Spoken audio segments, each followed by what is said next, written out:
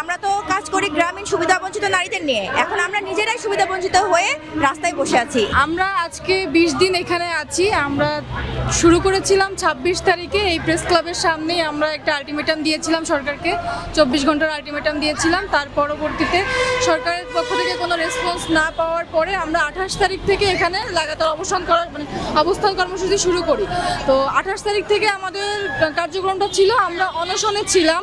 সেখানে আমরা অনশনরত অবস্থায় 5 দিন ছিলাম এবং সেই 5 দিনে আমাদের সাথে কারো কোনো রকম ঊর্ধ্বতন কর্তৃপক্ষ যোগাযোগ না করায় আমরা 1 June long march to Jamuna কর্মসূচি দেই।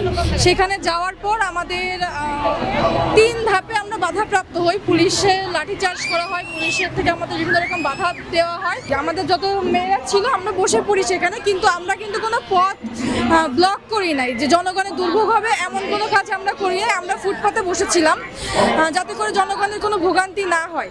এবং আমাদেরকে এক পর্যায়ে সরকারের পক্ষ থেকে পুলিশদের পক্ষ থেকে বলা হলো যে আমাদের সাথে নাকি পিএম কার্যালয় থেকে দেখা করতে চাই। তো সেই প্রেক্ষিতে আমাদের 5 জন প্রতিনিধিকে পুলিশের গাড়িতে করে নিয়ে যাওয়া হয় তাদের সাথে কথা বলার জন্য, এবং যেটা সম্পূর্ণভাবে একটা মিথ্যা আশ্বাস ছিল যে কথা বলার জন্য। আমরা তো কাজ করি গ্রামীণ সুবিধা বঞ্চিত নারীদের নিয়ে। এখন আমরা নিজেরাই সুবিধা বঞ্চিত হয়ে রাস্তায় বসে আছি। এটা আমাদের জন্য খুবই দুঃখজনক একটা ব্যাপার। তো আমরা আমাদের প্রধান উপদেষ্টা মহোদয়ের কাছে বলতে চাই, আমরা কিন্তু 20 দিন ধরে রাস্তায় বসে মেয়েরা অনেক কষ্ট করছে। আপনি দেখতেই পাচ্ছেন যে ছোট ছোট বাচ্চা নিয়ে অনেকে আছে গর্ভবতী, অনেকে আছে অনেক অসুস্থ, ক্যান্সার পেশেন্ট থেকে শুরু করে বিভিন্ন, এবং এমনকি আমি নিজেও অনেক অসুস্থ। এরপরও কিন্তু আমরা রাস্তায় কিন্তু দিন রাত সমানভাবে কাটাচ্ছি। তো আমাদের দাবিটা অবশ্যই যৌক্তিক। আমাদের যৌক্তিক দাবিটা যেন মেনে নেওয়া হয়। আমাদের সকলের পক্ষ থেকে যে সরকারের কাছে আমাদের আবেদন যে আমাদের যৌক্তিক দাবিটা খুব দ্রুত মেনে নেওয়ার জন্য আমি যে দ্রুত কার্যক্রম সেটার জন্য অনুরোধ করছি। আমাদের এখন 2টা দাবি। একটা হচ্ছে আমরা যে এখানে তথ্যাপাড়া আছি, আমরা জনবল সহ তথ্যাপা প্রকল্পটা আপনার রাজস্ব খাতে স্থানান্তর চাই। আর আমাদের যে বেতন ভাতা অনেক সময় কেটে রাখা হয়েছে, তো এগুলো আমরা অনতিবিলম্বে এগুলো আমরা চাচ্ছি। কারণ হচ্ছে আমাদের বেতনগুলা কোনো ধরনের আমাদেরকে নোটিশ না দিয়ে আমাদের বেতন একদম 4 মাস পর থেকেই কেটে রাখা হচ্ছে, যেটা অ্যামাউন্ট অনেক বড়।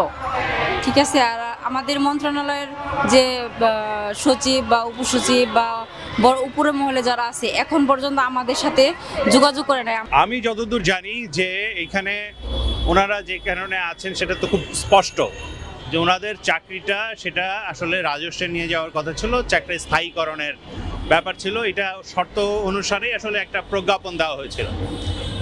এটা 5 বছর ওনাদের চাকরি ছিল, তারপরে এখন আসলে 7 বছর চলছে। যখন ওনাদের চাকরি দেওয়া হয় তখনই এটা বোঝা গেছিল যে আসলে ওনাদের যখন এই 5 বছরের শেষ হবে তখন আসলে তাদের চাকরির আবেদনের বয়সসীমা বেশিরভাগের শেষ হয়ে যাবে, ফলে তাদের স্থায়ীকরণের সম্ভাবনাটা একটার সাথে যুক্ত ছিল এবং সেই অনুসারে তাদের বেতন থেকেও একটা অংশ কর্তন করা হয়েছে বলে তারা জানিয়েছে। ফলে খুব স্পষ্ট, এবং আসলে একটা প্রজেক্ট যখন আসলে ঠিক মতো চলে তখনই তার নবায়ন করা হয় কিংবা তাকে আবার নতুন করে একটা জায়গায় নিয়ে যাওয়া হয়। এই প্রজেক্টটা আসলে বাংলাদেশে যতগুলো প্রজেক্ট আসলে চলেছে তার ভেতরে অন্যতম গুরুত্বপূর্ণ একটা প্রজেক্ট, যেটা আসলে গ্রামীণ নারীদের ক্ষমতায়নের জন্য আসলে কাজ করেছে এবং একটা পজিটিভ ইম্প্যাক্ট আছে। বেশিরভাগেরই কিন্তু পজিটিভ ইম্প্যাক্ট খুব কম।